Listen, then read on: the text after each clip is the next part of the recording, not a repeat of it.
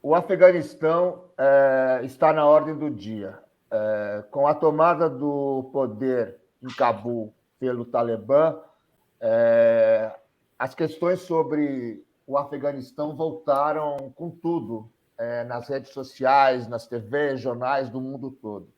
Para falar um pouco sobre esse tema, nós vamos conversar agora com o professor Reginaldo Nasser, que se prepara para lançar em setembro o livro A Guerra contra o Terror, os Estados Unidos e os Amigos Talibãs. Então, vamos começar a conversar com o professor. Eu passo a palavra para a jornalista Marta. Obrigada pela disponibilidade, primeiramente, professor. E, professor, acho que para a gente começar, o Talibã tomou conta da capital do Afeganistão 20 anos após a invasão e ocupação do país pelas forças dos Estados Unidos. O que irá acontecer agora? E se você puder também comentar um pouquinho sobre como estava a situação econômica no Afeganistão antes da guerra e durante esses últimos 20 anos, acredito que seja importante para compreender o que está acontecendo agora. E muito obrigada mais uma vez. Tá bom. Bom, primeiro acho que antes de mais nada, eu também vou comentar um pouco, porque esse significado da queda de Cabul, né? Normalmente, a gente, e na maioria das vezes é fato, que quando cai uma capital, isso chama bastante atenção e ganha, né, uma dimensão muito importante. Eu minimizaria essa queda de Cabul, né? O Afeganistão, a população rural do Afeganistão ainda está em torno de 75% a 80%. Né? Cabul é visto por muitos afegãos como quase que um outro país. Né? Então, por que eu estou dizendo isso? Porque, na verdade, o território do Afeganistão já tinha caído. Cabul foi o ponto final. Mas é aquilo que chama bastante atenção e é um equívoco as pessoas tomarem a análise do que acontece em Cabul para todo o Afeganistão. Então, esse é um grande equívoco. Portanto, é um país bastante fragmentado politicamente, economicamente, ou seja, ele é formado por tribos, por comunidades, por aldeias, né? Muito diferentes, muito com as suas particularidades. Então, é um país difícil de ter um governo unificado. Então, quando se fala aquela frase, agora virou moda, né? O Afeganistão é o cemitério de império. Né? Bom, mas por que ele é cemitério de império? Né? Tem algum fantasma, algum espírito que vai lá, que pega os afegãos? Não, porque tem basicamente dois elementos importantes. O elemento geográfico, então ele é desertos, montanhas, tem regiões bastante distintas, muito bem providas de água, com irrigação, mas muito deserto, muita montanha, né? E essa estrutura social muito fragmentada de lideranças tribais. Então, é difícil ter um poder unificado. Eu estou dizendo isso porque o Talibã terá dificuldades em ser governo unificado, né?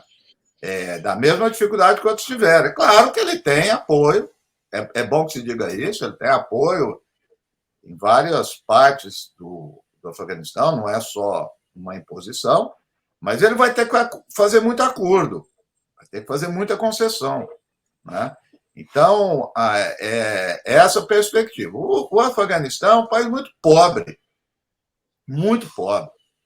E esse nível de desigualdade, pobreza, ele foi acentuado durante esses anos de ocupação.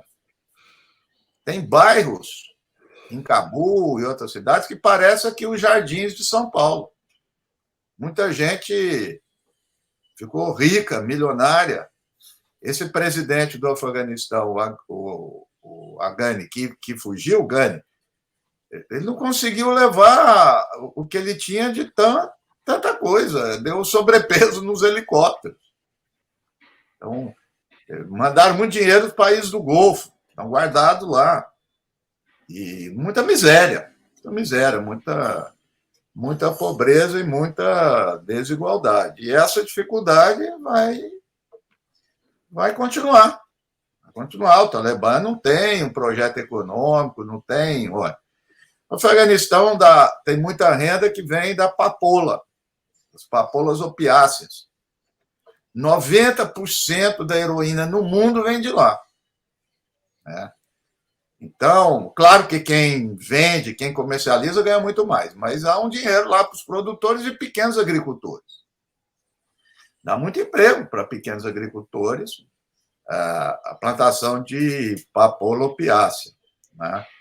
Enfim, essa estrutura do Afeganistão. Durante esses anos, os Estados Unidos gastou, e toda vez que fala gastou, eu cumpro com a formalidade e depois eu completo. Investiu em alguém. Né? 2 trilhões de dólares. Foi para o bolso de alguém. Né? Foi para uma indústria de guerra. Essa indústria de guerra ela não é só arma, é arma, tal, mas é desde roupa, comida, alimentação, tudo empresa. Sempre tudo terceirizado. Transporte, combustível. E isso, muita gente ficou rica, milionária. Uma guerra é um lucro, né? Dá muito lucro para muita gente, não é um mau negócio, não. Então, é isso que acontece no Afeganistão. Eu não me lembro, você perguntou. Você fez mais uma pergunta.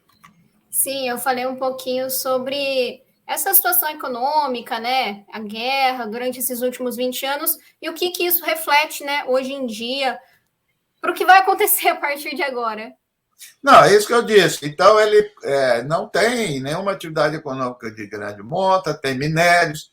Há relatos que lá tem muito lítio, isso não é confirmado. Foi um americano que declarou em 2010 que lá seria a Arábia Saudita, que a Arábia Saudita do petróleo lá seria de lítio, mas não se sabe. Ele conta com muito apoio do Paquistão, né? Apoio militar e tudo, mas não tem dificuldades, muita dificuldade. Econômica, mais ainda. Desemprego muito grande. Né? E outras pessoas, isso é importante dizer, isso não é só no Afeganistão. Todo país que passa por um longo período de guerra, você tem grupos sociais que se inserem em algum ramo de atividade econômica. E alguns deles rompem do dia para o outro. Então, se somar policiais e militares, o governo afegão tem 300 mil. Eles vão ficar com o Talibã, vai ficar uma parte, vai sair outra, o que eles vão fazer? Né? Então, um grande contingente, esse que está fugindo, que ficou em torno da ocupação de ONGs, de organizações internacionais, também prestando assistência para americanos, ingleses, alemães, porque a OTAN esteve lá durante muito tempo. Né? Então, não se sabe. Se sabe para onde vai o pessoal. Mas, como eu disse, a grande contingente populacional estão nos meios rurais, estão nas comunidades que a gente não está olhando. É isso que eu estou dizendo. Então, a ideia dessas fotos que saem da capital, tal, eu não estou desconsiderando que seja importante, não, mas não é o Afeganistão. Né? No primeiro governo do Afeganistão, o Mullah Omar pôs a capital em Kandahar, que ele não gostava de Cabul. Ele ficava perturbado com Cabul. Cabul, dizia, muita gente de fora, muita... Então, essa visão. Eu acredito que agora não. A gente pode comentar, porque houve mudanças no Talibã. Mas não vamos tomar a realidade do Afeganistão por Cabul. Isso é um grande equívoco.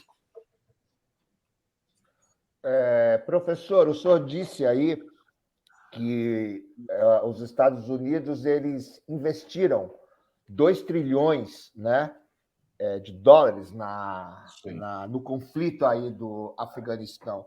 Agora, quem ganhou dinheiro com essa guerra? Né? Quem ganhou dinheiro com essa guerra? Foi uma elite americana, Sim. Quem é que ganhou dinheiro? O senhor poderia falar um pouco sobre isso? Quem Claro, ganhou dinheiro com essa guerra? claro. Bom, em primeiro lugar, é difícil a tradução e tal. Eles usam muito a expressão os contractors, empreiteiros de guerra. Né?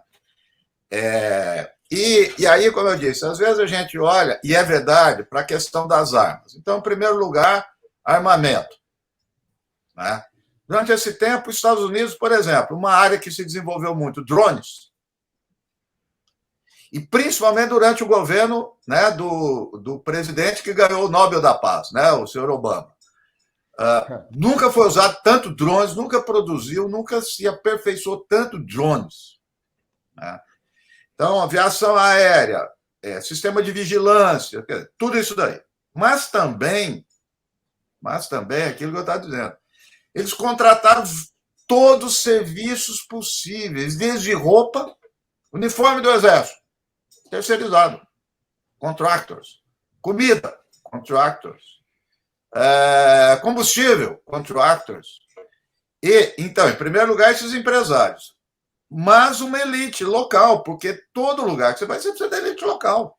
Então, teve gente que ganhou muito dinheiro. E, às vezes, o dinheiro, por outras vias, chegava até na mão do Talibã. Eu li sobre isso. Eu falei, como? Então, a gente, só fazer um parênteses, a gente fica com muito aquela imagem, né, de guerra tradicional, Segunda Guerra Mundial. Está um Estado de um lado, Estado de outro. Não existe isso há muito tempo. Então, por exemplo, eles davam dinheiro para os senhores da guerra. A CIA, aí não é nem contrato, a CIA, os relatos, quando os Estados Unidos entrou, eles carregavam mala de dinheiro. E dava oficialmente. O Donald Rumsfeld dizia, são nossos aliados senhores da guerra. Esses caras têm um exército particular. Aí eles usavam, inclusive, para dar segurança para transporte. Ao mesmo tempo, tinha rodovia, transporte, que o Talibã controlava. Aí o Talibã fazia um tipo de extorsão. Então, você via o dólar que saía lá do orçamento norte-americano parar, uma parte, claro, na mão do Talibã. Então, eu estou acabando de escrever um artigo aqui para a Carta Capital sobre isso. Por quê? Porque ninguém olha para a economia política da guerra. Só discute outras coisas. Tomou capital, não sei o que, é uma economia política. Então, por isso também, aproveitando isso, eu divido comparar. Os Estados Unidos foi derrotado. Puxa, que derrota, hein? Morreram 2.500 americanos em 20 anos. 2.500 só. E essa elite ganhou 2 trilhões de dólares. Tá certo? O que aconteceu? Nada. Quem foi derrotado? O projeto norte-americano. Mas esgotou, 20 anos é muita coisa. Foram embora, vão para outro lugar. Inclusive, eu estou lendo, acabei de ler, então dá para confirmar, que esses contractors, vários deles, estão indo para o Oriente Médio, vai para os países do Golfo, Síria, vai para tudo quanto é lugar. Eles têm emprego em outro lugar. Né? Então, isso cresceu muito, ganharam muito dinheiro, e também uma elite afegã, repito, ganhou muito dinheiro. E na hora que as coisas estão degringolando, o que essa elite fez? Algumas coisas e foi embora também. Né? Deixa o povo lá. Né? Agora, isso aí, os Estados Unidos é uma rubrica que entra reconstrução de guerra. Aí a gente vai falar, não tem reconstrução nenhuma. Claro que não tem. Mas é um chamativo importante, porque lá no orçamento dos Estados Unidos vai aparecer como um lado humanitário. Né? Reconstrução entra tudo, desde remédio, alimento, roupa e tudo. É uma indústria. Então, essa indústria da chamada reconstrução de guerra. E é isso. Foi interrompido esse processo. Aliás, alguns analistas, e eu li isso em junho, disseram o seguinte, a retirada já aconteceu, porque quando os contratos estão saindo, é porque acabou. Antes de sair, porque os Estados Unidos só tinha lá, sabe quanto o Trump deixou para o Biden? 2.500 militares. As pessoas podem não estar bem informadas, mas alguns eu não estou entendendo direito. Dizer, o Biden retirou 2.500, não é nada. Então, há outras questões. Esses contratos, esses sim, tinha 17 mil, foram para 2 mil. Por quê? E eles também são importantes para dar assistência tecnológica, manutenção de, por exemplo, que foi muito importante, da Força Aérea Afegã. Eles saíram, a Força Aérea Afegã ficou vendida. Sistema de vigilância, de informação, de localização de alvo, ficaram vendidos completamente. Por quê? Porque os contratos saíram. E eles saíram antes. Não foi agora. Então, todo esse mise-en-scène aí de Cabul assim, a consequência lógica. Né? E aí, no meio disso também, eu fico indignado com essa hipocrisia de alguns. Tá morrendo gente no aeroporto. Morreu gente, foi durante os 20 anos, 300 mil pessoas. Essa que é a questão. Agora vai falar isso? Que morreu 5, 6 lá no aeroporto? Então, vários tendências, a oposição aproveita disso. Até o Trump está falando em direito das mulheres. É isso. Né? Mas, enfim, a economia política da guerra é muito importante. E desse tipo de guerra, onde você não tem mais igual a Segunda Guerra Mundial, que você tem aqueles acordos, acabou a guerra, cada um vai para sua casa, faz isso, não existe. Isso acabou há muito tempo. Professor, tinha um velho ditado, eu acho que era, se não me falha a memória, que dizia assim, isso era no passado, né? Século passado, que dizia assim o seguinte, que os Estados Unidos, primeiro eles faziam o paralítico, né? E depois eles ofereciam a cadeira de rodas. É isso. No caso do Afeganistão, nem a cadeira de rodas eles deixaram, porque os Estados Unidos saíram dali descompromissados, cinicamente, irresponsavelmente, abandonaram o Afeganistão. O Biden, no discurso dele na Casa Branca, o primeiro discurso que ele falou após a tomada do Talibã, ele disse que a guerra era coisa do passado, que agora se devia olhar para a pandemia, e etc, etc. Quer dizer, dane-se vocês, afegãos, nós vamos embora e o senhor acabou de explicar. Agora, Sérgio, se me permite, a gente entra numa situação que o oposto a isso também é ruim, porque o Biden disse assim, esperto, ele não é bobo, ele disse assim, por quê? Vocês querem que eu continue a guerra? Também não. Então, ou seja, qual que é a minha posição? Não deveria ter entrado, é isso que nós vamos discutir, que ninguém está discutindo lá nos Estados Unidos. Porque os cinco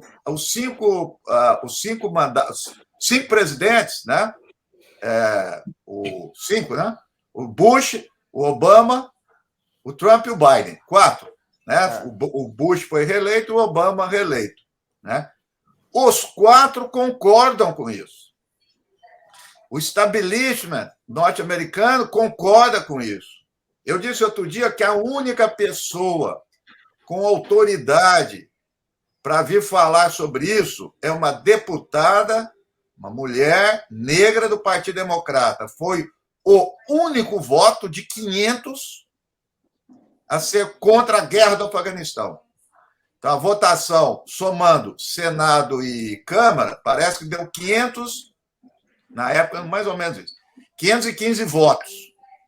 Um voto dela, que se opôs à guerra. O resto, todo mundo apoiou. Todo mundo apoiou. Agora, uma hipocrisia vir com isso. Todo mundo apoiou a continuidade da guerra. Todos apoiaram. E aí, na hora que a coisa começou a dar problema, no final do segundo governo Obama, o Obama já sinalizou que era para ir embora. Agora, quando o Obama entrou, como é que ele chamava a guerra do Afeganistão? A Boa Guerra. Eu pus o título no capítulo do livro isso. A Boa Guerra. Boa Guerra do Afeganistão. A guerra ruim é do Iraque, porque ele dizia os terroristas não estão no Iraque. Então, nós vamos para o Afeganistão. E aumentou tropa, aumentou, chegou a 100 mil militares americanos com o Obama. Aí não foi adiante com o Talibã e tal, aí no segundo mandato ele falou, vamos sair. Então a ideia de sair começa lá no Obama. Né? O Trump levou isso adiante, gostando ou não do Trump, e falou: isso aí está dando muito problema, tá? Porque também, veja, você pode dizer, está contraditório. Por que o Trump saiu se dar dinheiro? Que eu afirmei. Porque mudou a elite. A elite que apoia o Trump está envolvida em outras coisas. Isso tem estudos mostrando como é que muda a elite, né? Com a saída do Obama. Então, ele falou todo momento, falou, vamos sair. Os caras, não pode ser assim. Mas veio e completou com o Joe Biden, que, como você disse aí na abertura, é isso mesmo. Eu peguei essa ideia, disse, temos China, temos pandemia, temos problema, para. Então, largaram. E, como você disse, não ficou nem a cadeira. Eu acho que tem uma questão que a gente também pode, nisso que o senhor está falando, é uma questão que não se discute muito, mas que a gente precisa falar, que é o seguinte, né? Por que os Estados Unidos invadiram o Afeganistão quando já se sabia lá depois do ataque às Torres Gêmeas que o 11 de setembro não foi provocado, não foram os afegãos que atacaram as Torres Gêmeas. Sim. Quem atacou, salvo minha memória, não sei, não posso estar errado, mas o cara que era o líder do ataque ao 11 de setembro, ele morava em Berlim. Hamburgo. E o treinamento todo dos terroristas que atacaram as Torres Gêmeas foram feitos nos Estados Unidos.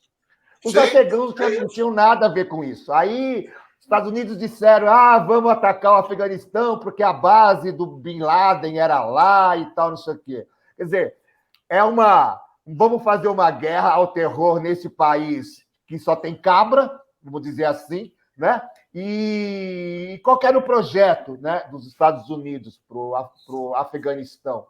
Se o senhor puder falar um pouco sobre isso. Claro, né? Claro. Não, é isso. Eu abordo, inclusive, isso aí no livro, e eu falo tranquilamente, porque quando ocorreram os atentados, depois do ataque dos Estados Unidos, eu fui na Globo, fui lá com o Boris Casoy, e eu era massacrado, porque eu dizia e sustentava que não tinha lógica nenhuma esse ataque dos Estados Unidos, e não precisa muita teoria, não precisa muito conhecimento, é o bom senso. 18 atacaram os Estados Unidos, dados dos Estados Unidos. Nenhum afegão. Saudita, egípcio e iemenita. Ok. Qual era o argumento? Eles não atacaram, mas foi preparado no Afeganistão, como você disse aí. Preparado? Foi preparado nos apartamentos em Hamburgo, na Alemanha, nas escolas de aviação dos Estados Unidos. Inclusive, Sérgio, eu li uma parte do relatório da comissão que apurou o 11 de setembro, americana. E tem relato de onde eles passaram, um deles passou pelo Brasil. Então vai atacar o Brasil também. Então, veja, isso é uma falácia. Ninguém voltou para discutir isso. Arrebentaram com o país sob esse argumento. Aí vem o Bush e diz assim, muito bem, nós, a partir de hoje, não diferenciamos quem é terrorista de quem abriga terrorista. Por quê? A Al-Qaeda estava lá, é verdade, no Afeganistão. Mas o Talibã não fez absolutamente nada. Nenhuma participação. Participação zero. E é tão irônico isso, porque o próprio Estados Unidos, que amarrou toda essa história nesse argumento, vem de forma cínica, sem autocrítica, como o Trump, dizer o Talibã é boa gente. Se o Talibã é boa gente, por que atacou? Ou eles foram educados durante esses 20 anos? Os Estados Unidos colocaram eles numa escola antiterror, eles deixaram de ser terrorista.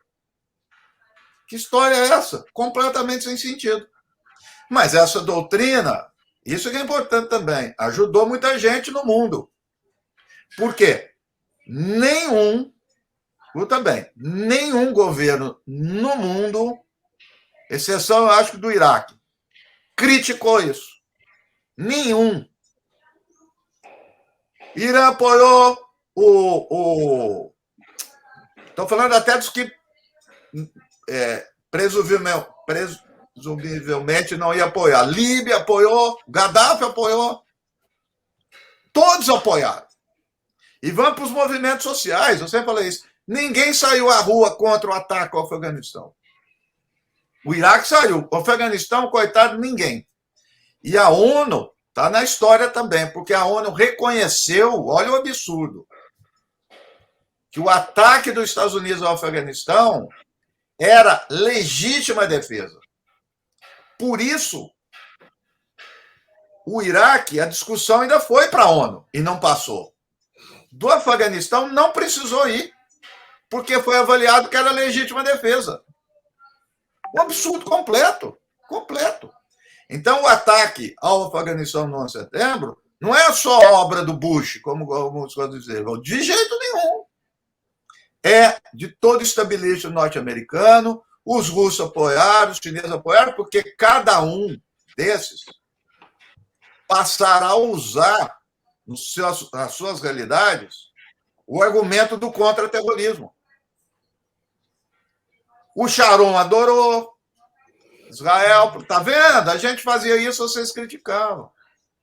O Putin dizia, tá vendo? A gente fazia com a Chechênia, vocês não criticavam. A China falou com os Uigur. A Índia veio e falou com a Caxemira. Cada um elegeu o seu terrorista favorito. Para dizer que é uma doutrina matriz para o mundo inteiro. E é verdade.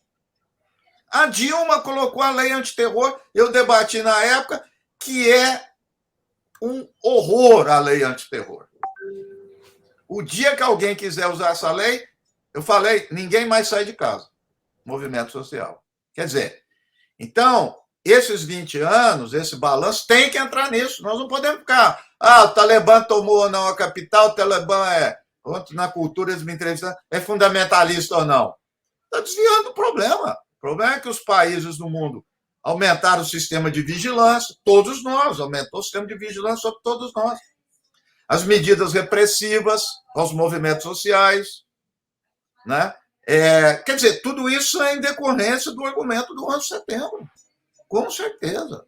Então não tem derrota. É isso que eu estou dizendo. A derrota a gente sai satisfeito. Os Estados Unidos, não. Os Estados Unidos, o mundo, uma parte do mundo ficou à imagem e semelhança dos Estados Unidos na chamada luta contra o terror. Né? Mas isso está fora de balanço. Né? Está fora de balanço. Nenhum CRI e tal está entrando nessa discussão e nós estamos desviando. Não que não seja importante isso, mas estou dizendo. Tem outras questões também que isso está embutida, está inserida, muito importante. Todo mundo esqueceu. Esqueceram desses fatos. E os refugiados? O número de refugiados no mundo e a forma como eles são tratados piorou significativamente a partir disso, porque os refugiados foram, sem indício nenhum, sem absolutamente nada, foram identificados como terroristas. Eu vi manifestação aqui na Paulista. O grupo aí de extrema-direita e tal, levantando cartaz, fora daqui, muçulmano terrorista. Onde que tem isso aqui no Brasil? Então, essa extrema-direita não é a única, nem foi intencional, que também invadiu o Capitólio, é um produto desse processo. Veio na carona. Eu não vou dizer, não é paranoia, inventaram. Não, veio na carona, veio nesse mundo. E segundo eles, levaram mais adiante aquilo que devia ter sido feito. Então. Professor, o que a gente pode dizer, então, pelo que o senhor está falando, não sei se eu estou entendendo mas é que é o seguinte: não foram os atentados, né, que mudaram o mundo. O que mudou foi a guerra, né, contra o terror. É isso aí. Porque os Estados muita Unidos... gente parou o atentado. É como você reage. Os Estados Unidos, eles poderiam agir contra o terrorismo de várias formas, né? Claro. Mas, assim, se lá no ano de 2000, sei lá, morreram 2.000 pessoas por atentado terrorista, vamos dizer, 2 anos, 3 anos atrás, morreram 50 mil. Isso. Né? E agora você aumentou. Você percebe que tem muita gente muitas das vítimas, a maior parte, eu acho, é tudo muçulmano, né? 80%. 80% das vítimas. Muçulmano, né? Quer dizer, virou as novas vítimas, né? Os muçulmanos. Sim. E com toda a sorte e preconceito do mundo inteiro. Né? Sim. E, portanto, nisso, todos os outros povos, qualquer povo no mundo, qualquer grupo que lutasse por autonomia, que passou a ser visto como o quê? Terrorista. É muito fácil. Então, os palestinos sabem dessa história, porque carregam isso há muito tempo. E, por incrível que pareça, depois do 11 de setembro, piorou. Ora, o que fizeram os palestinos? Eu conto isso um pouquinho lá, porque eu lembro e fui voltar a pesquisar. No dia do 11 de setembro, colocaram uma imagem dos palestinos comemorando. Como se os palestinos estivessem comemorando. O Yasser Arafat foi lá, doou sangue. Não, viram um grupinho, uns jovens, uns meninos comemorando, pulando com camisa de futebol. Lá, fizeram uma brincadeira, um cara buzinou. Aquela imagem alastrou para o mundo inteiro. E para dizer que os palestinos eram a favor do terror, que não sei o quê. Então, todos esses tipos de montagem foram feitos no mundo inteiro, né? América Latina, África, Europa, Oriente Médio. E, portanto, a luta foi global na medida que todo mundo achou bom isso. Todo mundo, eu estou dizendo, elite, estou dizendo o povo. Então, nós não podemos ficar... o Biden errou, saiu, o Biden... Tá, ok, isso é uma questão pontual importante, mas balanço de 11 de setembro é outra coisa. É outra coisa. O Iraque foi atacado com o argumento do 11 de setembro. A ação dos Estados Unidos para refrear a Primavera Árabe é na esteira do 11 de setembro.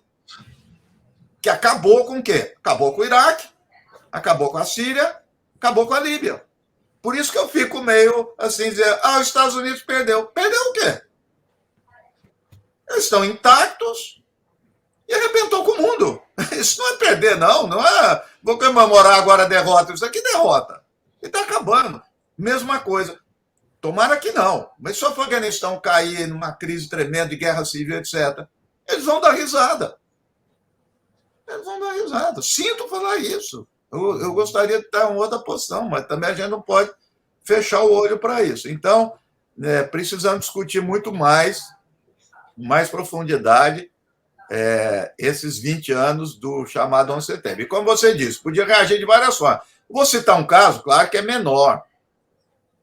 Mas o próprio Ronald Reagan, que era lá o grande vilão, etc., houve um ataque suicida no Líbano, 1984, e um dia mataram 250 fuzileiros navais. Nunca morreu tantos fuzileiros num dia só. O que o Reagan fez? Arrumou a mala e voltou. Não atacou o Líbano. Não estou elogiando o Reagan, mas ele foi tudo mais. Poderia ter atacado o Líbano, com esse argumento aí que eu estou colocando.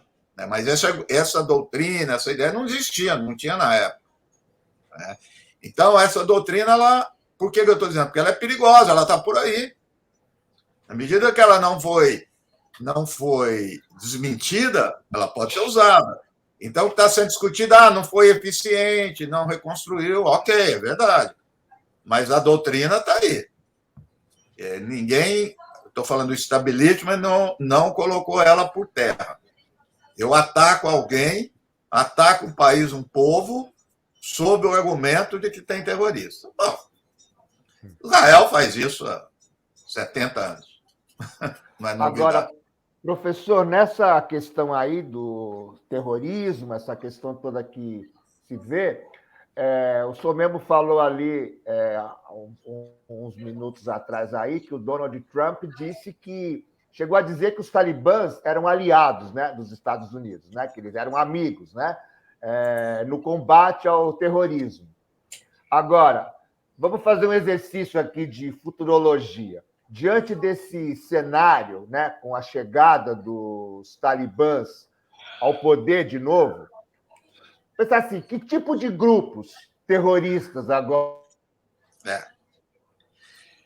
poderão surgir no Afeganistão, vamos dizer assim? E se esses grupos que vão surgir agora, sendo o Talibã amigo dos... Se esses grupos que vão surgir lá, que podem surgir, se eles resolvem atacar de novo os Estados Unidos, o que o Talibã vai fazer? O Talibã vai apoiar? O Talibã vai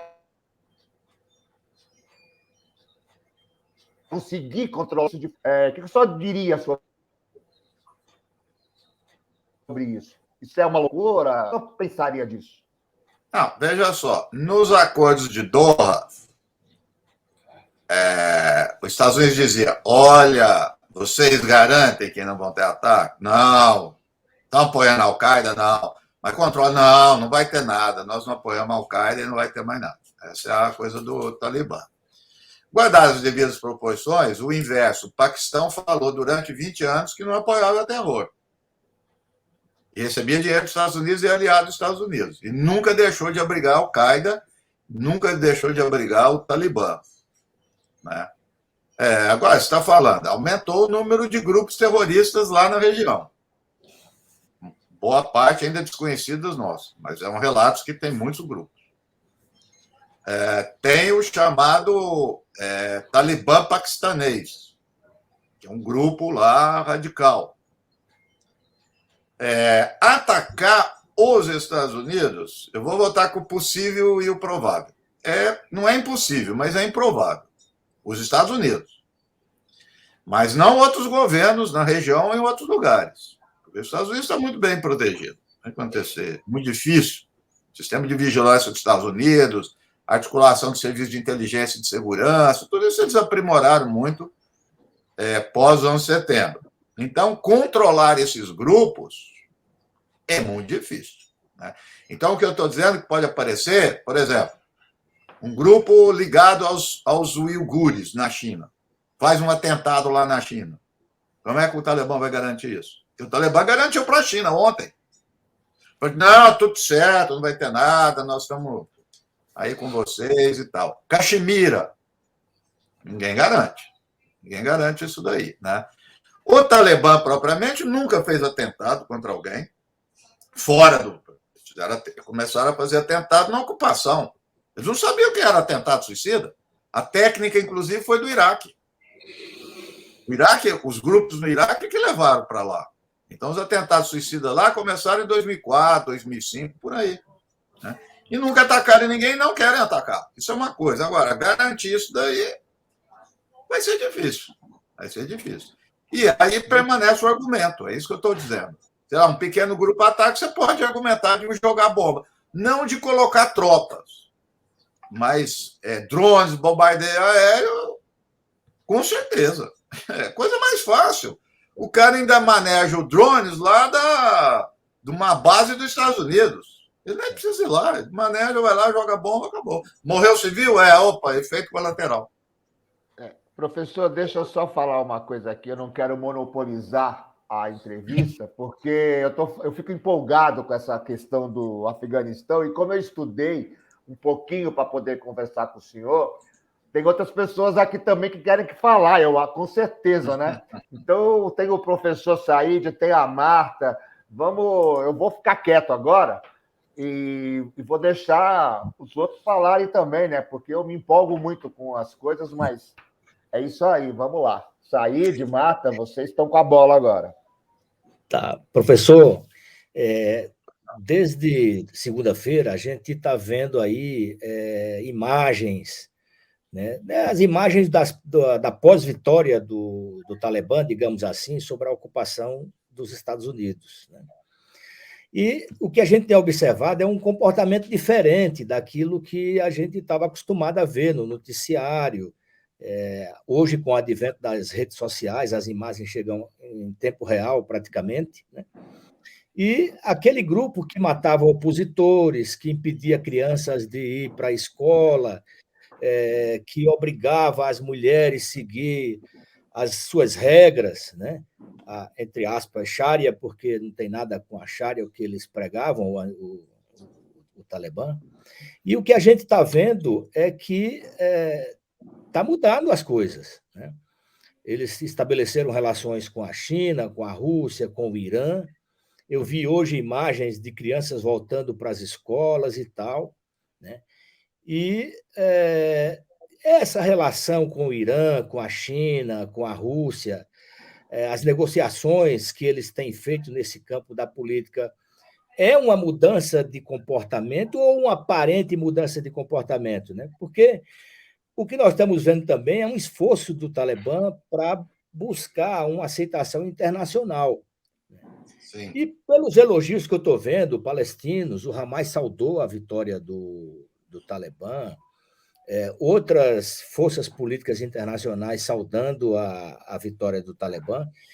O Talibã vai integrar o eixo da resistência com essas novas configurações de alianças e de comportamento nessa nova fase? Bom, veja, primeiro eu sempre tento fazer análise comparando casos e de semelhança e diferença. Essa questão do Talibã, ou seja, um grupo armado, foi um grupo insurgente, chegou ao governo, caiu, teve uma ocupação e voltou, eu vou olhar vários casos no mundo e na história. Então, os estudiosos vão fazendo analogias, comparações, elementos permanentes. Então, veja, é previsível que 20 anos, todo mundo muda, né? Em função de experiências, muda gerações. Agora, um dos líderes do Talibã é filho do Mullah Omar. Ele traz outra experiência de vida, diferente do Mullah Omar. Há outros da velha guarda, como o Baradar. Então, e há também, eles viram que precisa de apoio internacional, coisa diferente do que era lá no início. Então, entendo que, se eles querem exercer um governo, efetivamente, eles vão ter que fazer isso. Né? E que me parece que não era o propósito quando eles entraram em 96, um governo reconhecido. Porque, internacionalmente, inclusive, eles não faziam a mínima questão, né, de ter. Eles eram reconhecidos só pela Arábia Saudita, o Paquistão e, eu acho que, Emirados Árabes. Mas ninguém não fazia questão. Né? Então, acho que isso é uma coisa. E vai depender também da sua sobrevida, depende desse apoio internacional. Isso é uma coisa. A outra também é dizer o seguinte: bom, até onde vai essa mudança? Porque a mudança, não, acredito eu, não vai a ponto de mudar a sua identidade principal, sua razão de ser. Porque, inclusive, ele vai afugentar boa parte dos seus militantes. Esse é um drama de qualquer desses grupos. E dentro do Talibã, como qualquer outro grupo, tem divergência. Várias divergências. Eu aponto uma que eu abordei um pouco aí no livro, que foi em relação à Al-Qaeda. Alguns deles queriam que se abandonasse a Al-Qaeda completamente. 2010, 2011, teve essa discussão. Outros diziam, não, nós não podemos trair nossos amigos.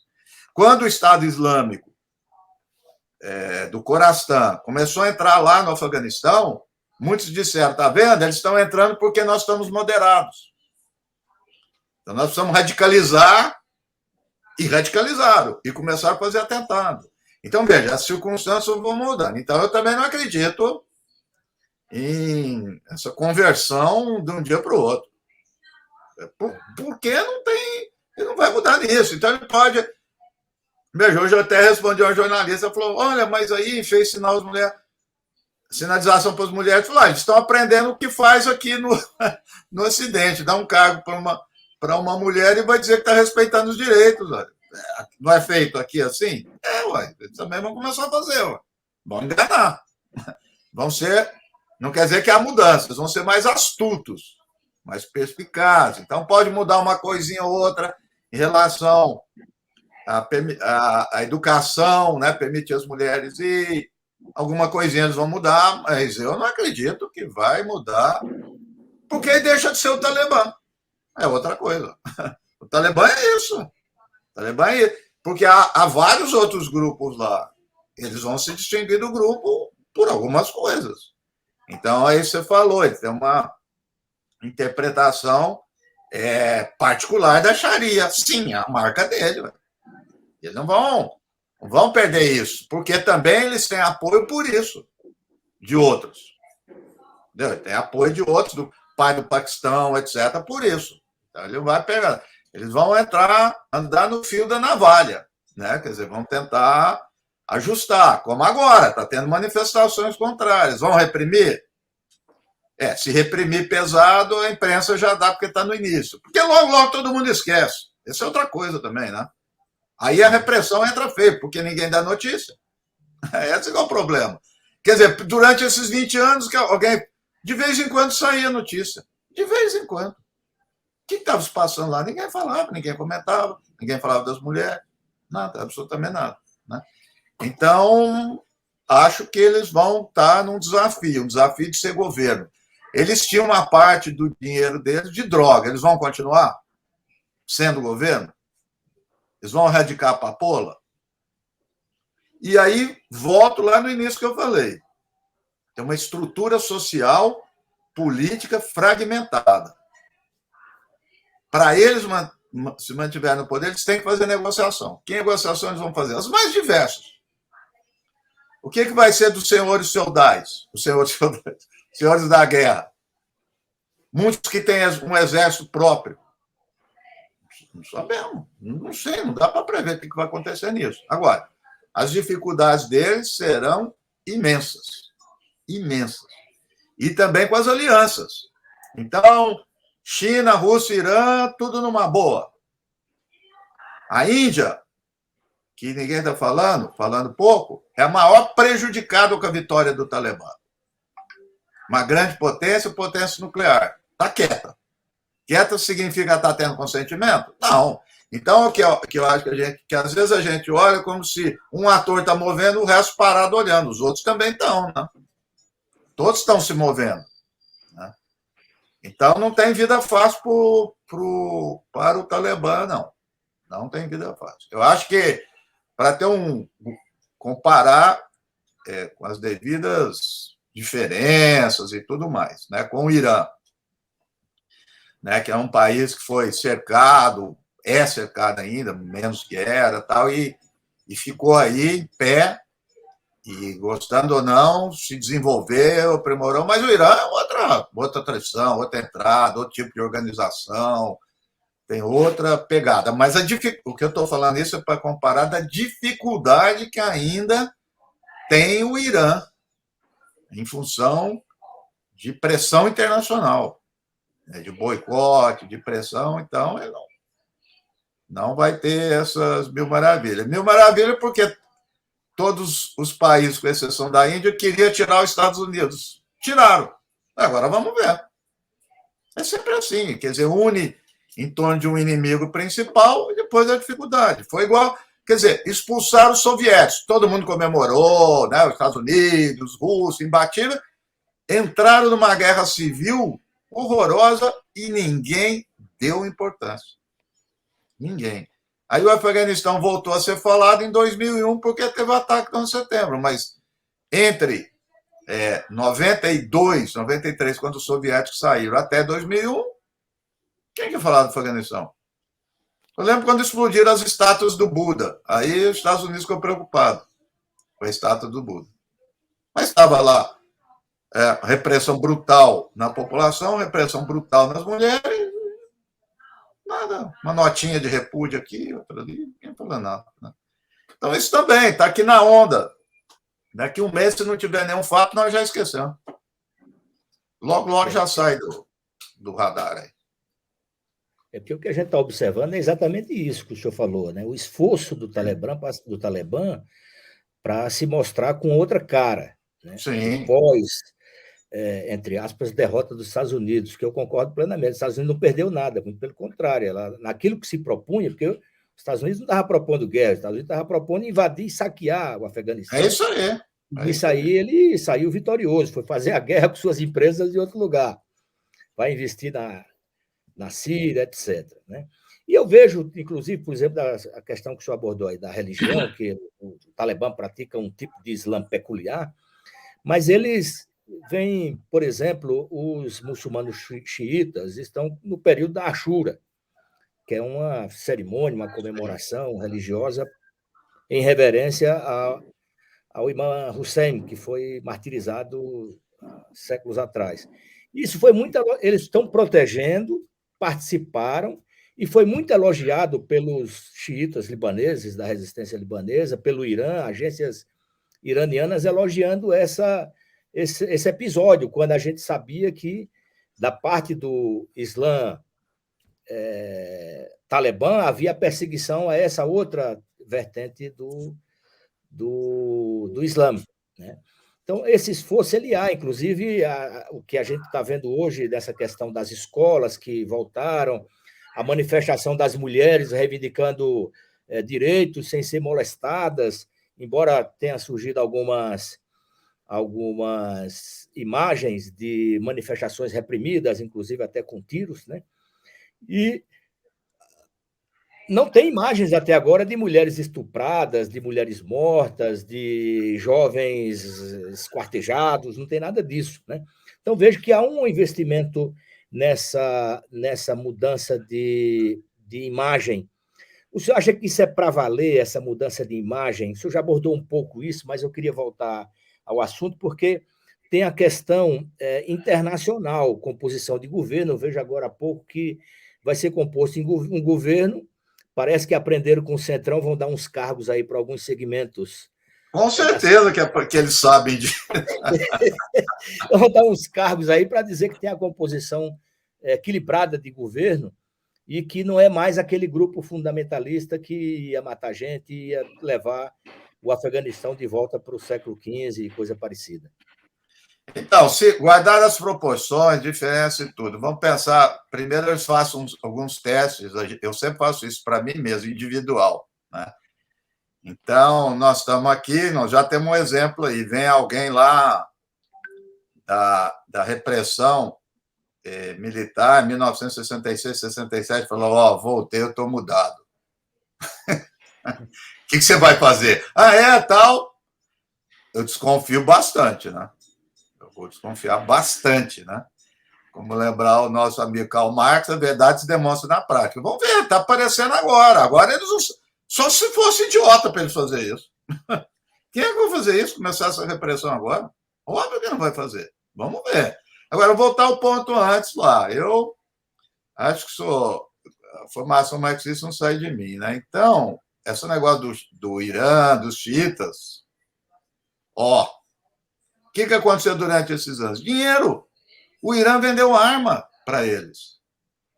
O Irã se aproximou por questão pragmática, puramente pragmática. Não quer ter problema com o Talibã, ajudou o Talibã, tinha muito problema com o Talibã, ajudou o Talibã a expulsar os americanos, vendeu muita arma.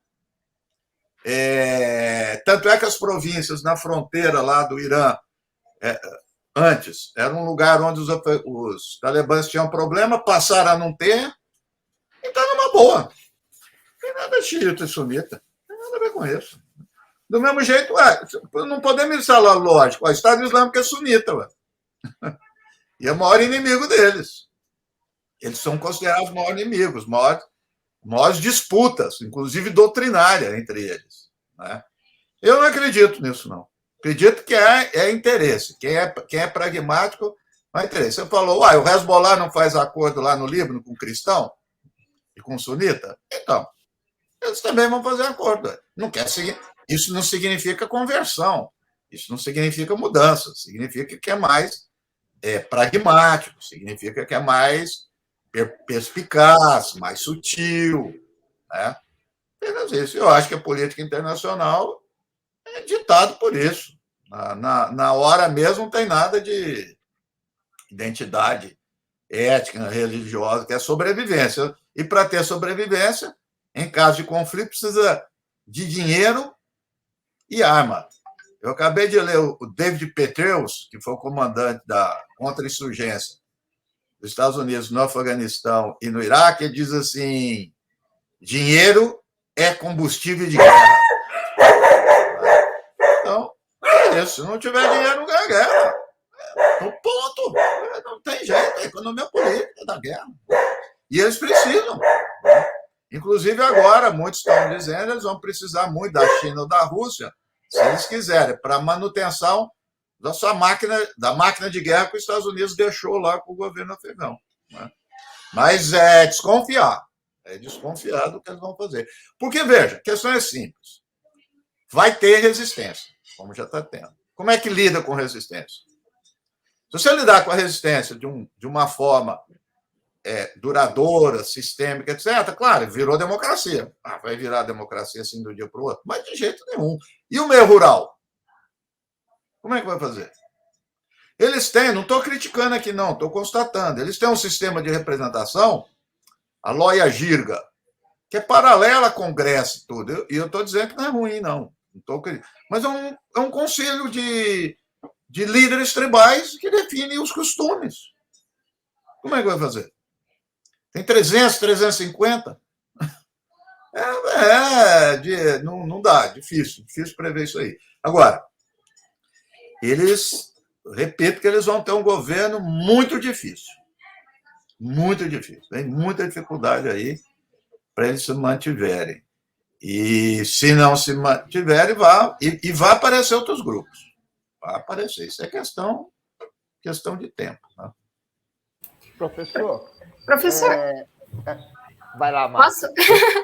Professor, voltando um pouquinho na questão das mulheres, né? Porque isso está muito quente nas redes sociais. Nós tivemos o caso da jornalista, que no Brasil, eu não sei se em outras partes do mundo também, mas acabou virando um meme em que ela aparece dentro da redação normal, assim, sem estar coberta, e na rua coberta, e aí ela acabou desmentindo depois. Ela falou que ela sempre vai para a rua coberta, né? E que não era uma coisa só depois desse acontecimento. Mas a questão das mulheres está em alta nas redes. E o porta-voz do Talibã, ele afirmou que as mulheres terão os seus direitos respeitados dentro das leis do Islã. O que significam direitos dentro do Islã, né? Para os talibãs atualmente? Existe alguma diferença do Talibã da década de 90 para agora? Bom, aquilo que eu estava dizendo. Eu acho que existe a diferença. Mas não uma diferença a tal ponto que haja algum avanço substantivo em direito das mulheres. Porque, se acontecer isso, eu vou repetir com o meu argumento, ele deixa de ser o Talibã. É simples. Então, não é mais o Talibã, ele é outra coisa. Então, duvido. Então, veja, porque não comporta. Então, quando a gente... veja só, a gente, na linha da tradição da sociologia e tal, eu sempre lembro os alunos o seguinte: um dos primeiros a estudar, falar que é possível estudar religião, foi o Max Weber. E estudar não tem nada a ver em aderir, em ter fé, né? Isso é outra dimensão da humana. Estudar, compreender como é que essa coisa. Compreender comportamentos e tudo mais. Então, nunca eu vou dizer se está seguindo a Bíblia ou não, se está seguindo o Corão ou não. Nós temos que analisar os atores. Cada grupo interpreta de um jeito e vai fazer da forma específica que lhe convém. Né? Então, estou falando tudo isso, não é a discussão do Islã, é a discussão do Talibã. E a discussão que o Talibã faz a respeito a partir do momento que ele interpreta e age, é ele, não é o Islã. Eu me lembro quando eu falei da Ku Klux Klan com a Bíblia. Né? É uma mentira, não é o cristianismo. Não é que é o cristianismo, não. É o cristianismo da Ku Klux Klan. É isso. Então, é a lei da Sharia, a lei islâmica do Talibã. Não é de outros. Obviamente que não é. Da grande maioria não é. Mas do Talibã é. Quer dizer, eles surgiram com isso. Eles cresceram com isso. Veja, eu estou tentando entrar na cabeça deles. Como é que um belo dia você vai dizer, não é isso mais? Não, mas é a identidade. O Bolsonaro, os grupos bolsonaristas vão dizer, não, houve ditadura, repressão, nós somos a favor do direito humano. Não é mais o Bolsonaro. Ué. Quer dizer, simples assim, e os seus seguidores vão recusá-lo. Ele vai ser rechaçado. Então, ele não pode perder a identidade. É questão de grupo social. Os grupos sociais, as organizações, constroem suas identidades. O Paquistão não vai ajudar mais eles. Ó.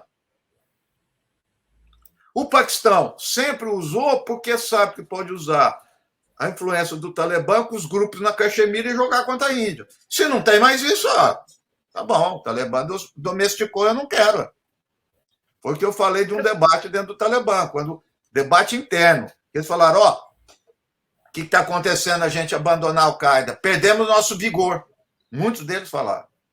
O vigor vinha da Al-Qaeda, tal, porque fazia isso, paramos de fazer. Porque muitos dentro do Talibã não queriam fazer atentado suicida. Esse líder, que não está aparecendo, hein?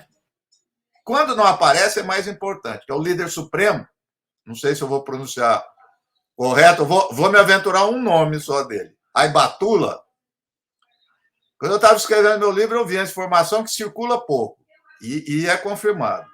Um filho dele, um filho adotivo, 23 anos, fez um atentado suicida, que ele autorizou, foi filmado. A partir daquele momento, ele cresceu em importância dentro do Talibã, porque os caras começaram a dizer, ele faz por determinação e ele acredita, ele não é um vigarista. Então, ele é o líder supremo. Ele é o líder supremo. Não é que ele vai fazer atentado. Quem ganha a guerra não faz atentado. Mas é para dar a ideia da determinação e do que está disposto a fazer. Então, lá antes, muitos líderes do Talibã eram contra atentado suicídio. Depois o atentado suicídio começou a aparecer. Então, você tem esses ajustes que eles foram fazendo. Agora, eles têm uma capacidade organizativa muito grande. Em redes que vão de lugares pequenos, de 20 pessoas, para chegar a 40, 50 mil. É um negócio impressionante. Quando eu comecei a ler, eu fiquei impressionado com a capacidade. Agora, repito, capacidade para organizar a insurgência é uma. Capacidade para governar, agora, é outra. Não sei, não dá para saber. Nem ele sabe. Vai ser um teste. Né? Professor, nós que começamos a acompanhar essa questão agora, né? Nós tendemos a fazer uma análise com a nossa vivência, com o que a gente acha que é o certo, como nós fomos criados, né? Como o professor bem disse. Eu queria saber como se comportam as mulheres lá. Elas querem fazer alguma resistência? E se querem, elas têm essa força para resistir? Ou elas estão imersas nessa cultura? Olha, eu não tenho estudo específico para isso, eu tenho de diálogo com antropólogas e colegas, né? E é isso que eu vou te dizer, e do que a gente tem, né? Eu vou começar pelo fim. Força para resistir a isso é difícil, né? Uma situação dessa. Elas resistem, lutam. Tem determinação. E eu acho que isso tende a aumentar. Isso sim, tende a aumentar. Eu não tenho dúvida nenhuma em relação a isso. De outro lado, também não podemos... devemos ter o cuidado, e repito, de que realidade nós estamos falando. Isso eu vou te dar um exemplo do que eu li a respeito da atitude das mulheres frente à situação de ocupação estrangeira, Talibã, etc. Uma pesquisadora americana, há cerca de 3 anos, entrevistou várias mulheres afegãs, e por classe social e tudo. É interessante que já há 2 anos, as mulheres afegãs mais de classe média alta já estavam atrás de passaporte para abandonar. Todo mundo, é isso que eu estou dizendo, todo mundo já sabia que o Talibã ia chegar ao poder. Apavoradas. Classe média, tal, professoras. Né? Bom, e a grande maioria das mulheres pobres, resumir, elas diziam assim, se o Talibã vier, não é o nosso apoio, mas se for para ter paz, porque, veja, o Talibã foi muito esperto, ele vendeu a ideia de que vai ter paz. O que significa paz? Cada um vai dar um significado. Se é a saída dos Estados Unidos, ok, mas mais do que isso. Então, elas diziam assim, se é para ter paz, nós vamos apoiar isso. Nós não queremos tropa estrangeira aqui e queremos ter paz. E uma entrevista de uma mulher, que eu relatei no livro, me marcou muito, muito significativo. Ela tinha 4 filhos. O filho mais velho, Talibã, outros 2 do Força de Segurança Afegã e um outro que era adolescente. Até para mostrar também, essa ideia parece que todo mundo é em bloco, ou é em bloco afegão, ou é contra o Talibã, ou é... Não é assim. E um morreu, mataram o Talibã morreu pelas Forças de Segurança, e os da Força de Segurança morreram pelo Talibã. A mulher tinha 4 filhos, ficou com um. O que ela disse? Eu não sei o que vem aí, se é Talibã, se não é Talibã. Eu estou cansada de guerra, eu quero que o meu filho viva. Então, tem isso também, mano. Quer dizer, as pessoas, dá para analisar em abstrato, tal, mas de cansada, de esgotada, de ver a sua família arrebentada. Então, o mínimo que tiver isso aí para elas, nesse momento, será um avanço. Então, elas querem paz. Entendeu? Isso é uma entrevista que foi feita, eu estou te relatando. A grande maioria falou, queremos paz, mais nada. Né? É triste, né? Ver uma situação dessa, né?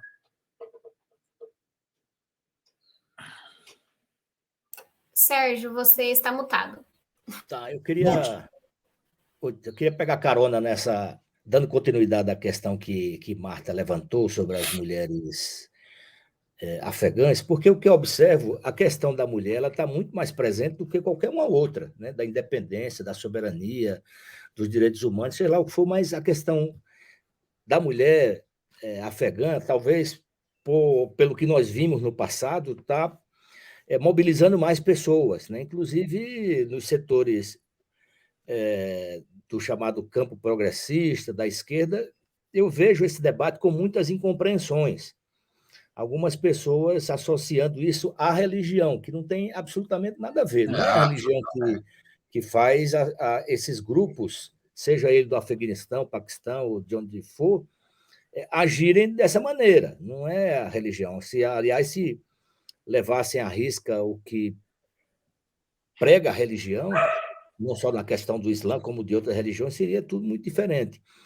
Mas eu vejo, professor, que, por exemplo, na França, as mulheres muçulmanas, pelas leis que têm sido aprovadas lá e as decisões governamentais, elas não podem ir para a escola de hijab, não podem trabalhar de hijab, não podem sair em lugares públicos com seus filhos usando hijab, né? Há uma xenofobia muito grande com muçulmanos, mas essa coisa é meio que invisibilizada. As pessoas até acham com naturalidade, não, os islâmicos estão querendo tomar conta da Europa.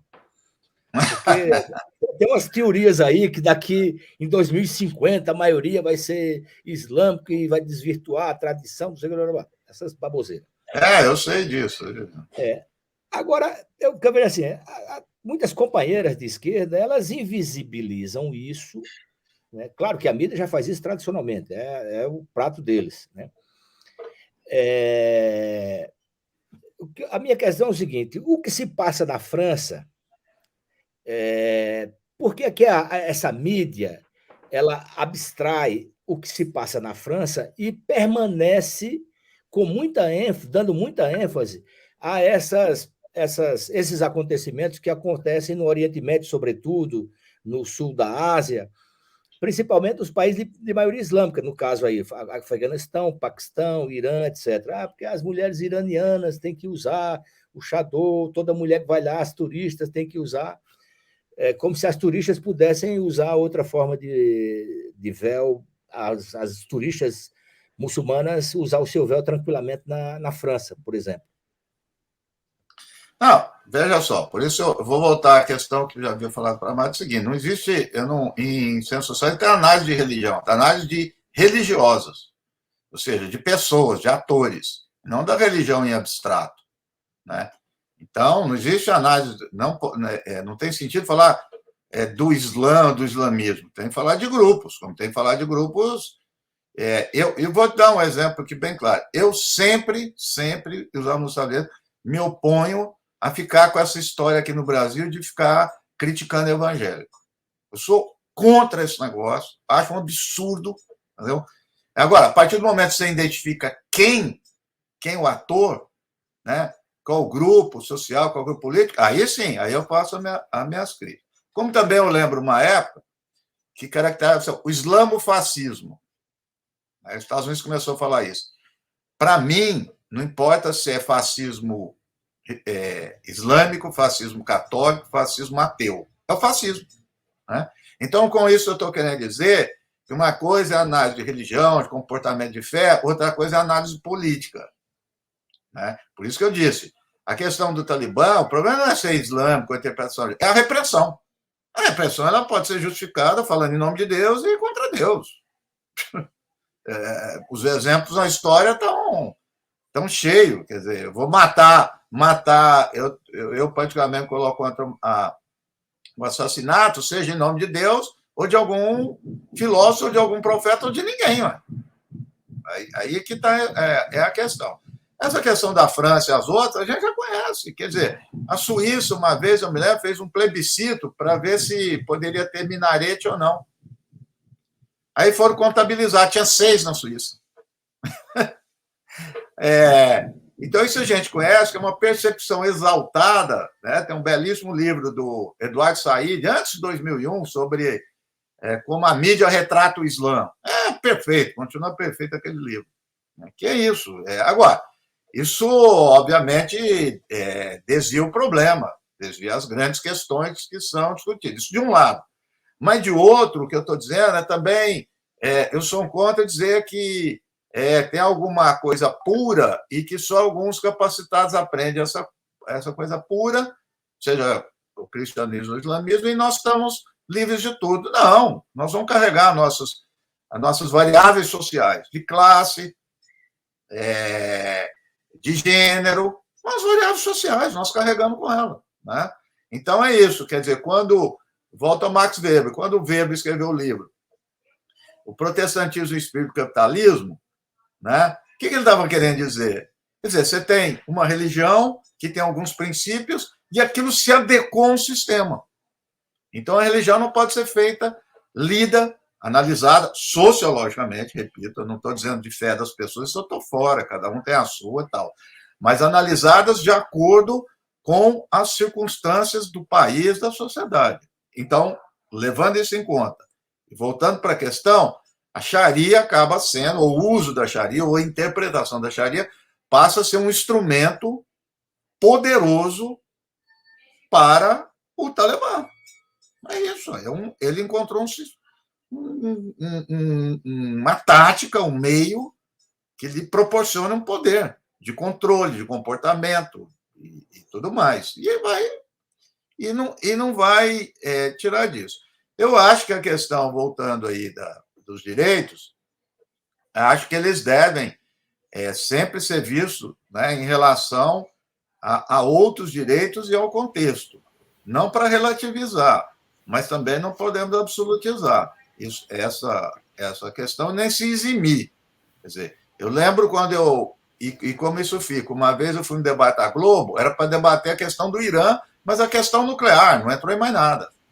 Eu encontrei com uma funcionária da PUC, falou, professor, não gostei que o senhor ficou elogiando aquele pessoal que maltrata a mulher. Né? O assunto nem apareceu.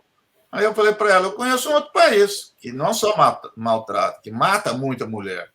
Né? Que tem coisa. Por que país? Comecei a dar os dados, ela falou, onde que é isso? Eu falei, nesse que você mora. Agora, eu, particularmente, falar isso também não quer dizer que eu vou eximir o Irã de crítica, não. É isso que eu estou dizendo. Eu tenho para também, não, lá está tudo bem. Não está. Mas eu não quero que seja visto dessa forma e isentar. Uma vez, uma colega antropóloga, não sei se está, um dos países que mais tinha violência doméstica contra a mulher era o Canadá. O Canadá, que aparece aquela coisa linda, maravilhosa. Então, claro, isso são artifícios midiáticos de percepção que servem para muita coisa. Como a gente já conhece a história da Arábia Saudita, que os Estados Unidos, né, nem aborda, nem fala, outros lugares onde tem repressão do mesmo jeito. Mas volto a dizer, ao invés, para não ficar escolhendo falar um de outro, a minha posição é falar de todos. Então, eu vou falar desse e falo do outro também. Essa que é para também não me isentar. Então, tem problema, sim, voltando lá para o Talibã, e vão ter resistência. Eu vi uma imagem, são poucas mulheres, mas não importa, é significativo. Tem muita coragem, né? Nas ruas, hoje, ontem, protestando. Não sei se é Cabu, outra cidade que eu vi, e tem notícias sobre isso. E, só para finalizar, o fato mais importante, eu acho que isso é mais importante, volto à sua pergunta, tá, Marta? Que me deu um saco. Se eles estão com essa estratégia, é porque tem resistência. Se você não tem resistência, você não faz isso. Porque você vai se preocupar, você nem fala. Então, se eles estão com cuidado, vai lá, fala lá com a repórter, né? O que você falou, vai isso, fala que tem, porque tem resistência. Senão ele não ia fazer isso. Então, às vezes a gente vê a resistência não apenas na resistência em si, mas como se reage a ela, né? Então, eu acho que eles sentiram, sim.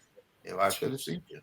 E, professor, acho que uma coisa importante a pontuar é que a misoginia, ela está em todos os países, né? Ela é apenas expressada de formas diferentes, né? É isso aí. O ódio às mulheres, o machismo, enfim, ele perpassa por todos os países. É isso. Não, é isso. É isso que eu falei. Quer dizer, ele vai aparecer lá, ele aparece na forma da Sharia, da coisa e tal. Em outros lugares, por outros meios, como eu acabei de falar do Canadá. A religião aparece de outro jeito. Vão encontrando fórmulas, né? É um camaleão, vai mudando de forma. Né? Mas a questão está lá, está incrustada lá. Né? Professor, nós estamos quase 1h30 de papo. Eu queria fazer uma pergunta, na verdade, 2 perguntas em uma, para a gente poder encerrar. Eu queria que o senhor me falasse, assim, rapidamente, me explicasse o seguinte: qual que será, a partir de agora, o impacto da crise afegã para o governo Joe Biden e para as outras potências da região, Rússia, China e Irã, né, que são os novos aliados aí do Talibã, e de uma maneira assim para a gente poder pensar, o Talibã, ele vai, o senhor falou recentemente isso, que o Talibã vai enfrentar umas surpresas traiçoeiras aí para poder governar o Afeganistão. Com certeza. Porque você tem 300 mil policiais e militares armados hoje em dia no Afeganistão. Você tem os líderes locais, tribais, que também têm poder econômico e militar. Sim. E, encerrando a pergunta, como é que esses novos aliados, a Rússia, a China, o Irã e o Paquistão, eles vão compartilhar de forma equitativa a influência que certamente eles vão ter nesse novo governo, né? Sim. Eu queria que você falasse isso para a gente poder encerrar. Vou começar pelo Joe Biden. Né? Antes do acontecimento em Cabul, uma semana antes, 7 cada 10 americanos apoiavam o plano. Eu vi hoje o resultado de uma pesquisa, ou seja, era 70%, que caiu para 54%. Né? Veja só, ok, tá no meio. Como eu disse, daqui 10 dias, 15 dias ou menos, ninguém nos Estados Unidos, você perguntar dos americanos, nem sabem onde é o Afeganistão, o que está acontecendo lá. E eles vão olhar mais para a vacina, a economia toda. Então, a tendência da opinião pública americana é voltar a apoiar massivamente o Joe Biden. Eu acho que isso é uma coisa passageira que não vai ter impacto nenhum para os Estados Unidos. Pouco impacto. Né? Como nós temos vários outros exemplos que aconteceram na história dos Estados Unidos. Né? Em relação aos novos amigos do Talibã, né? Os novos parceiros. Quando você tem um governo como o do Talibã, que veio de um grupo insurgente recente, né? Isso é raro. Quer dizer, um grupo insurgente vira governo. E esse grupo insurgente ele tem uma experiência de lidar com alianças, né, com atores não estatais. O único ator, vamos dizer, estatal aí era o Paquistão, mas era uma relação até com órgãos dentro do governo. Eles não têm essa experiência de lidar com o governo e muitos desses atores. E esses atores não estatais, esses grupos armados, proliferam muito. Tem dinâmica própria, tem mudança geracional. Então, eu vou te dizer, é impossível controlar. Então, eu posso fazer até um acordo, né, o Talibã, com a Rússia, e, de repente, surge um grupo com conexão com muçulmanos, grupos muçulmanos que combatem a Rússia, Tajiquistão, Uzbequistão, não sei o quê, faz lá um atentado, ou faz uma resistência. E mesma coisa a China uigur. O chefe do Talibã vai garantir, mas como é que ele vai controlar esse grupo? É difícil, você não tem muito controle, não. Não tem como controlar. Então, esses grupos estão se proliferando. Por quê? Porque é um lugar onde tem arma, fácil, um território que você pode esconder, ficar ali num refúgio seguro, comércio de droga, pode fazer o comércio, plantação, não sei o que, recurso, ele surge de uma hora para outra. E também interesse de potências, dos estados. Os estados que empoderam esses atores não estatais. Se não fosse o Paquistão, não tinha o Talibã. O Talibã não existia. Então, Sérgio, é uma lógica muito diferente das nossas aqui. Não sei se vai ajudar na comparação, eu falar do Oriente Médio, e mais ainda eu falaria aí para essa região da Ásia Central, eu colocava isso para os alunos. A gente olha para a América do Sul. Instabilidade, cai governo, tem manifestação de rua. Então, vimos Peru, Colômbia, Bolívia, Brasil, papapá. Não tem guerra. Não tem guerra civil, no sentido que tem lá. E aí você fica pensando, qual é a diferença? A diferença é uma: grande potência atuando diretamente com arma e dinheiro. Isso muda tudo. Muda tudo. Né? Então, você vê, região Síria, Líbano, quer dizer, toda a região do Oriente Médio, Iraque, é grande potência, ou potências regionais articuladas, dinheiro, arma e influenciando. Qualquer grupo aparece. Né? Como é que surgiu o Estado Islâmico? Que era um grupinho. Apoio dos Estados Unidos, da Arábia Saudita, surgiu, ficou grande, aí é a lógica própria. Volta contra e você não tem mais dificuldade de lidar. Então, lidar com esses proxies, né, em inglês é grupo patrocinado, ele é muito bom quando você está combatendo o governo. É muito cômodo você usá-los. Depois você torna governo, controlar é difícil. Né? Então, só para finalizar aqui, tem um grupo que é o fundador, é o Haqqani, chama Rede Haqqani, poderosíssimo. Sempre foi aliado ao Talibã, mas não é Talibã. E está com os talibãs por enquanto, o filho. Um belo dia ele pode mudar. Não sei. Não tem essa coesão, sabe? Mais de médio e longo prazo. É muito fluido esses grupos que ficam em torno. Né? Então, é isso. Você vê, o Estado Islâmico veio uma facção que veio lá da Al-Qaeda, veio lá, cresceu. Logo deve ter uma. Teve essa outra do Estado Islâmico, que é o Estado Islâmico do Coração. Logo tem outros. Não, é difícil isso daí. Então, aí vai ter problema. Vai ter muito problema. Professor, na verdade, faltou uma última perguntinha para a gente encerrar de verdade. Diferente da Líbia e do Iraque, onde os Estados Unidos derrubaram os governos relegando guerra e miséria à população, mas também garantindo a produção de petróleo, né, para o assim chamado Ocidente, no Afeganistão, a maior fonte de riqueza é a papoula para a produção de heroína, né, em menor escala, cannabis para o haxixe. Os talibãs praticamente eliminaram as plantações quando tomaram o poder, né, nos anos 90. O senhor vê a possibilidade de criação de enclaves de produção de ópio protegidos diretamente pelos Estados Unidos ou por meio de mercenários? O novo governo talibã pode aceitar a produção e o tráfico para o seu financiamento, como as Farc fizeram com a cocaína? depois do fracasso, né, das negociações de paz nos anos 90, e se sim, né, se a produção parar realmente, os poderes de fato no mercado europeu aceitarão isso? Na sua opinião, a defesa das mulheres, como a gente já falou aqui, né, pode ser utilizada como desculpa para novas invasões militares, com o verdadeiro objetivo de garantir essa produção e o comércio de drogas? Olha, questão das drogas é o seguinte, quando a gente fala Estados Unidos não é idiota eu colocar fuzileiro naval lá na plantação de papoula, de jeito nenhum. Mas que ele usufrui e permite. É fácil. Durante os 20 anos, o que aconteceu? Que tinha ocupação dos Estados Unidos da OTAN. Aumentou tremendamente. Aumentou tremendamente.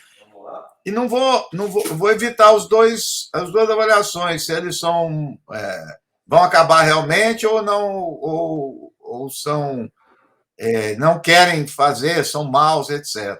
Não é isso. A papoula ela é fundamental para o funcionamento da economia. Quando houve uma pressão muito grande, num momento determinado, para os Estados Unidos e a Inglaterra, que atuou junto com os Estados Unidos para coibir plantação e comércio da papoula, o que o Talibã fez? Nas áreas que ele tomava, ele permitia. Então, ele conseguia mais adesão. Então, ele não... Porque, veja só, você não consegue só mais dinheiro. Você consegue adesão e apoio da população local. Como é que você vai acabar com isso? Então, quiser aquela historinha, vamos plantar outras coisas. Você ganha 10 vezes menos. Ninguém é idiota. Não estou criticando as pessoas de jeito nenhum. Então, não aconteceu. Não tem nenhum exemplo no mundo de acabar com a questão da droga assim, não vai ser aí. Então, vai ter conveniência, vão usar de artifícios, usar outros, porque dá muito dinheiro. E dá muito dinheiro, se dá dinheiro para quem planta, dá muito mais para quem vende. Né? Dá mais para quem comercializa, porque ela sobe pelo Tajiquistão e vai ali para a Rússia e tudo. A Rússia é um dos maiores consumidores do mercado, né, a sociedade russa. Então, isso é difícil. Você pode fazer o que quiser em guerra, acabar com a droga, é mais difícil, viu? Mais difícil. Não é com a droga em si, estou dizendo, é com a economia da droga, com a economia política da droga. Impossível. Então, durante esses 20 anos, ficaram lá fazendo experimento, falando, fazendo. Não é que manteve. Eu não tenho os dados aqui, mas chegou a triplicar, ou mais até, a coisa.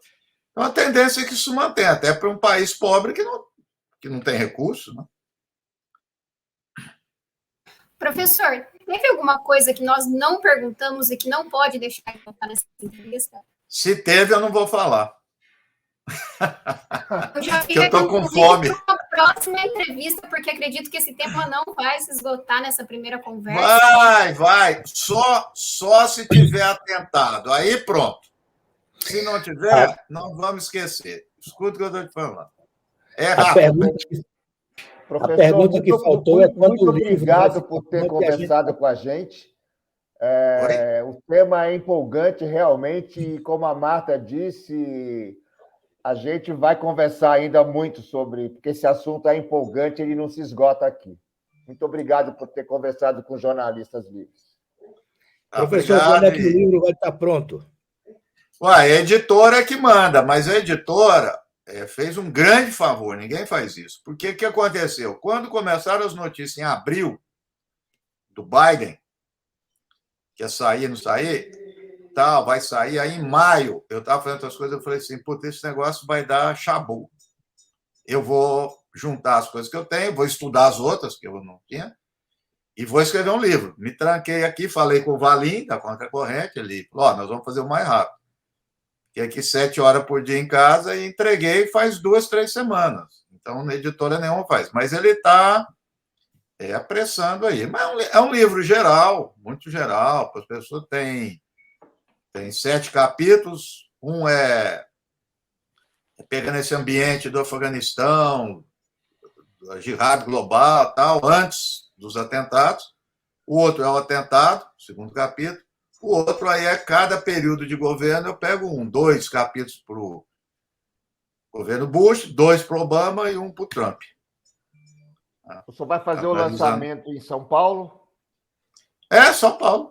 São Paulo, né? Tá. Bom, professor, então eu gostaria de mais uma vez agradecer a disponibilidade. Foi uma conversa incrível, muito esclarecedora.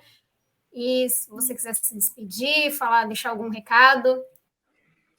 Não, agradeço muito essa conversa e acho que um ponto que precisa ser mais bem desenvolvido, infelizmente a gente tem pouca gente aqui no Brasil, que é justamente as perguntas que você fez referente às mulheres. Eu acho que precisa mais coisa aqui, precisa mais atenção a isso. E eu estou dizendo isso porque eu lembro também quando entrou na moda coisa das mulheres curdas, depois também sumiu. Infelizmente. Sumiu assim, tem pouca gente, tem gente que pesquisa, mas sumiu. Eu acho que essa coisa precisa ser muito bem trabalhada, merece investir em reflexão sobre isso. Pesquisa e reflexão. Então, perfeito. Nós encerramos aqui essa entrevista. Muito obrigado. Compartilhe com os amigos, marque a família. Vamos fazer a circulação, a informação circular. Muito obrigada, professor. Muito obrigada, Sérgio, Sarride. E até uma próxima. Tchau, boa tarde. Tchau, tchau. Bom dia, boa noite.